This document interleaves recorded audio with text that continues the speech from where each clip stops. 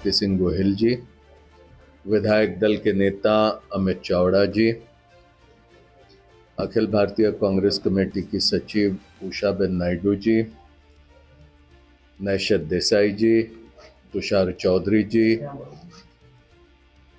धनसुख राजपूत जी और यहाँ पर उपस्थित सभी पत्रकार साथियों, 25 नवंबर को लोकसभा का अधिवेशन शुरू हुआ और 26 नवंबर 1949 को जो भारत के संविधान सभा ने संविधान को मंजूरी दी, उसके 75 वर्ष पूरे होने जा रहे थे। ऐसी स्थिति में भारत के संविधान के 75 वर्षों की गौरव गाथा पर संसद के भीतर चर्चा हो, इस संदर्भ में कांग्रेस के माननीय अध्यक्ष मल्लिकार्जुन खड़गे जी, जो राज्यसभा में विपक्ष के नेता भी है, वे एवं लोकसभा में हमारे विपक्ष के नेता राहुल गांधी जी, इन्होंने एक पत्र लिखा जिसमें यह अनुरोध किया गया कि हमारे संविधान के 75 वर्षों पर संसद के भीतर चर्चा हो।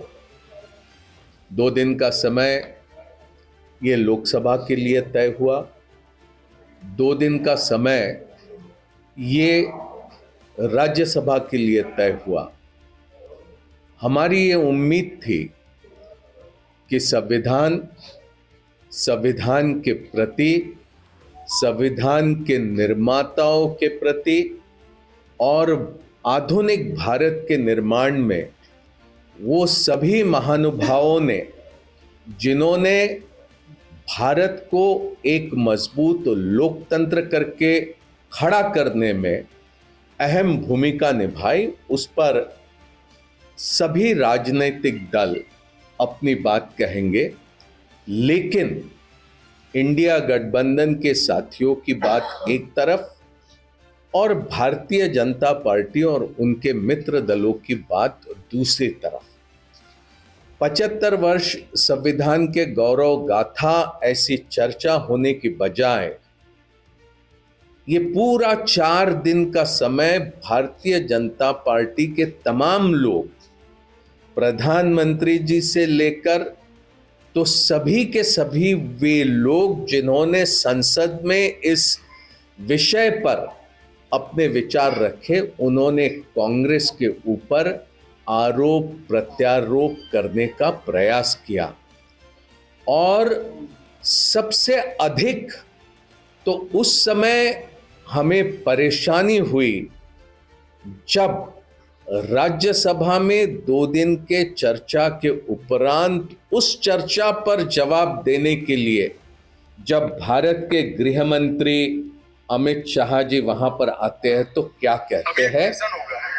अंबेडकर अंबेडकर अंबेडकर अंबेडकर अंबेडकर अंबेडकर, इतना नाम अगर भगवान का लेते हैं तो 7 जन्मों तक स्वर्ग मिल जाता है। अभी एक फैशन हो गया है, अंबेडकर अंबेडकर अंबेडकर अंबेडकर। ये बातें आपने भी सुनी होगी, जिसको हम यहाँ पर अमित शाह की जुबानी यहाँ पर हम आपके सामने पेश कर रहे हैं। ये कोई तोड़ मरोड़ करके हम पेश नहीं करते। ये हिंदुस्तान की जनता ने सुना और दुनिया के लोगों ने देखा। ये घोर आपत्तिजनक है। ये बाबा साहब अंबेडकर जी का अपमान करने का बयान है। ये बाबा साहेब अंबेडकर के प्रति व्यंग्यात्मक तरीके से जो बात अमित शाह जी ने करी, वो हमने आपके समक्ष रखी। उनके दिल के भीतर जो बाबा साहब अंबेडकर जी के प्रति विचार है, भावनाएं हैं, वो एक तरह से वो चर्चा का जवाब देते हुए वहां पर उजागर हुए। वो भारत के संविधान में भारतीय जनता पार्टी विश्वास नहीं रखती। हमारे बुनियादी उसूल, चाहे वो समाजवाद के हैं, उसके विरोध में है, धर्मनिरपेक्षता के विरोध में है, संसदीय लोकतंत्र के विरोध में है, सामाजिक न्याय के विरोध में है, समता के विरोध में है, समानता के विरोध में है, भाईचारे के विरोध में है। हर वो बुनियादी उसूल जो हमारे संविधान में है, वो हर उसूल के खिलाफ भारतीय जनता पार्टी है। उन्होंने भारत के संविधान को नहीं माना था। आप अच्छे से जानते हैं कि राष्ट्रीय स्वयं सेवक को गृह मंत्री रहते हुए, डिप्टी प्राइम मिनिस्टर रहते हुए सरदार पटेल जी ने प्रतिबंध लगाया था, और वो प्रतिबंध गांधी जी की हत्या के बाद जो लगाया था, वो तब प्रतिबंध हटाया गया जब उनके ऊपर कुछ कंडीशंस लगाई गई, और वो कंडीशंस में एक पहली कंडीशन ये थी कि राष्ट्रीय स्वयंसेवक संघ ने भारत के संविधान के प्रति अपना समर्पण जाहिर करना चाहिए। उन्होंने अपना संविधान तैयार करना चाहिए। वे राजनीति में नहीं, सिर्फ सांस्कृतिक गतिविधियों में हिस्सा लेंगे, इस तरह का वो कंडीशंस थी। लेकिन आज ये कहना पड़ता कि सरदार पटेल जी ने जो कंडीशंस लगाई थी, उसके अनुरूप आरएसएस का काम नहीं चल रहा। वो हर कंडीशन तोड़कर आज आरएसएस अपनी गतिविधियां कर रही है। हमने मांग करी है कि अमित शाह गृह मंत्री के पद से इस्तीफा दे और भारत के तमाम लोगों से माफी मांगे जो भारत के संविधान में विश्वास रखते हैं। हमने ये भी मांग करी कि अगर अमित शाह जी अगर होम मिनिस्ट्री से इस्तीफा नहीं देते तो प्रधानमंत्री जी उन्हें अपने मंत्रिमंडल से बर्खास्त करे।